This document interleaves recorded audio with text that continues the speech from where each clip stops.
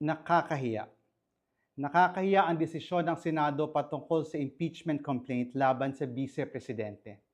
They chose to surrender their independence and willfully abandon their constitutional mandate. Today, the Senate decided to become a Duterte Senate. Sa pagtalikod ng Senado sa kanyang tungkulin, nagsilbi itong taga-konsinti at taga-kubli ng mga krimen ng Vice Presidente. Ang pandarambo ng 612 million pesos ng confidential funds at ang lantarang pang-aabuso sa kapangyarihan. Their disgraceful decision is a betrayal of the Constitution and a betrayal of the will of the people.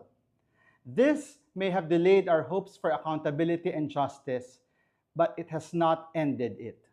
Sa dulo, hindi pa nakakatakas si Vice President Sara Duterte sa kanyang mga pananagutan.